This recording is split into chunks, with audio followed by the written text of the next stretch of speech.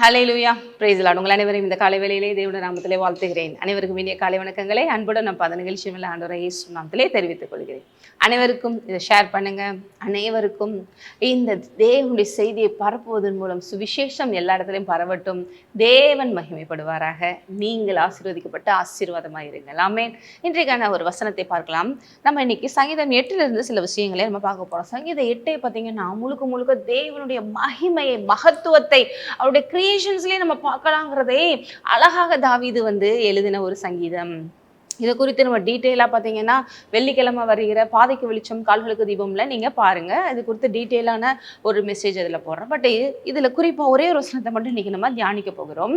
நம்மளை தேவன் பாருங்க அவரை போல சிருஷ்டித்தார். இங்கே குறிப்பாக 8ஆம் சங்கீதத்தில் நிறைய விஷயங்களை அவருடைய படைப்புகளின் மேன்மையை தாவீது பேசிக்கிட்டு வர்றாரு. அவருடைய விரலின் கிரியை சூரியனை சந்திரனை பார்க்கும் பொழுது அப்படின்னு சொல்லி ஆரம்பிக்கிறார் பாருங்க. அவருடைய விரல்களின் கிரியை, தேவனுடைய விரல்களினுடைய கிரியை, ஜஸ்ட் அவருடைய ஃபிங்கர்ஸை வச்சு இந்த சூரியனையும் சந்திரன் எல்லாத்தையும் உருவாக்கி இருக்காருன்னு எவ்வளோ பெரிய தேவன் நம் தேவன்கிறத பாருங்க. அதான் இங்க சொல்லியிருக்கு 4ல் மனுஷனை நினைக்கிறதுக்கும் மனுஷகுமாரனை விசாரிக்கிறதுக்கும் அவன் எம்மாத்திரம் என்கிறேன். இந்த இடத்துல தாவீது பாருங்க மனுஷனை அப்படிங்கிறத இன்னும் கொஞ்சம் அழகா மென்ஷன் பண்றதுக்கு அடுத்த மனுஷகுமாரன் சொல்லி இன்னும் கொஞ்சம் ஸ்ட்ரெஸ் பண்ணி சாதாரண மனுஷனை நினைச்சு பாக்குறீங்களே, எங்களை போய் நீங்க நினைச்சு பாக்குறீங்களே. இந்த உலகத்துல பாருங்க பெரிய அளவுக்கு இந்த உலகம் இருக்கு. இப்போ நமக்கு பார்க்குறதுக்கு நம்மளை பக்கத்தில் இருக்கிற சில கட்டடங்கள் தான் தெரியுது. ஆனால் இதுவே நீங்கள் கூகுள் மேப்பில் இதெல்லாம் பார்த்தீங்கன்னா உங்கள் ஏரியாவே நீங்கள் பார்க்கலாம். இன்னும் சொல்லலாம் கூகுள் எர்த் அப்படின்னு ஒரு ஆப் இருக்குது. அதில் போனீங்கன்னா உலகத்தையே நீங்கள் பார்க்கலாம். இவ்வளோ பெரிய உலகத்தை பாருங்கள் தேவன் என்ன பண்ணுறாரு, அவ்வளோ அழகாய் அவருடைய வார்த்தைகள் அவர் வாக்கிடுறாரு. எல்லாத்துக்கும் மேலே விண்வெளி வீரர்கள்லாம் இருப்பாங்க. அவங்களாம் பார்த்தீங்கன்னா மேலேருந்து எல்லாம் அந்த சோலார் சிஸ்டம் அதெல்லாம் பார்க்கும் பொழுது பூமியெல்லாம் பார்க்கும்போது ஒரு குட்டி பால் மாதிரி தான் இருக்குங்கிறாங்க. அந்த குட்டி பால்ல நம்ம ஒரு நாட்டில் இருக்கிறோம். அந்த நாடே இந்தியாவே அங்கேருந்து பார்க்குறதுக்கு ஒன்றுமே தெரியாத மாதிரி இருக்கும். அந்த இந்தியாவுக்குள்ள ஒருத்தவங்களும் ஒரு ஊருக்குள்ள ஒருத்தவங்களும் ஒரு வீட்டுக்குள்ளே இருக்கிறோம். அப்போ இப்படிப்பட்ட நம்மை தேவன் பரலோகத்திலிருந்து கண்ணோக்குகிறதற்கு நம்மளாம் எம்மாத்திரம், நினைக்கிறதுக்கு எம்மாத்திரம் என்று தாவீது உணர்ந்து எழுதுறாரு. அப்பா நீ எங்களெல்லாம் நினைச்சு பார்க்கறதுக்கு நாங்கள் எம்மாத்திரம் அப்படி சொல்லிட்டு இதைத்தான் பார்த்தீங்கன்னா நமக்கு ஃபர்ஸ்ட் டைம் சந்திரனுக்கு போன நீல் ஆம்ஸ்ட்ராங் அப்படிங்கிற ஒரு பெரிய விண்வெளி வீரர் அவர் சன்ல அதாவது மூன்ல இருந்து சந்திரன்ல இருந்து என்ன பண்றாராம், இந்த சங்கீதம் 8 படிச்சாராம். தேவனே உடைய கிரியைகளை பார்க்கும்போது ஒரு மகத்துவம் எவ்வளோ பெரிதா இருக்கு என்று சொல்லி. அதுக்கடுத்து ஒரு வசனத்தை பாருங்க.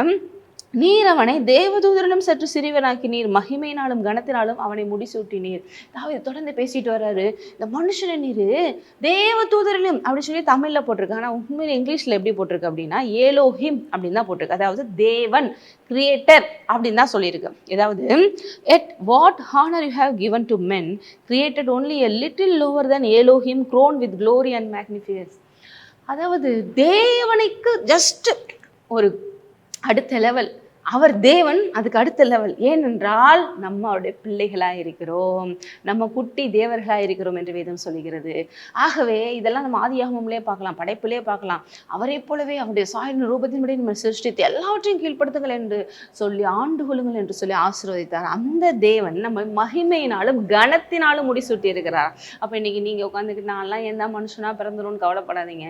உண்மையிலேயே நீங்கள் ஆண்டவரை ஏற்றுக்கொண்ட பிள்ளைகளாக இருந்தால் இந்த சத்தியம் உங்களுக்கு தெரிஞ்ச உங்க வாழ்க்கை இருக்கிறபடி இருக்காது. நீங்கள் எல்லாவற்றிலும் மகிமையும் கனத்தையும் சுதந்திரித்துக் கொள்வீங்க. நீங்கள் ஆண்டு கொள்வீர்கள். அநேகருக்கு ஆசீர்வாதமாக இருந்து தேவனை மகிமைப்படுத்துவீர்கள் நிச்சயம். ஏனென்றால் நீங்கள் அவருடைய பிள்ளைகளாக இருக்கிறீங்க. ஆமென். ஜெபிக்கலாம். நன்றி தகப்பனே, இந்த அருமையான நேரத்தில் அப்பா இந்த விளக்கங்களை அவர்களுக்கு ஒருவருக்கும் அன்றவரை கேட்க வைத்த கிருபைக்காக நன்றி. கேட்ட ஒவ்வொருவரும் இதை புரிந்து கொண்டு தேவனைப் போலவே செயல்படட்டும், ஆசீர்வதிக்கப்படட்டும். இயேசுவின் நாமத்திலே ஆமென். ஆசீர்வதிக்கப்படும்.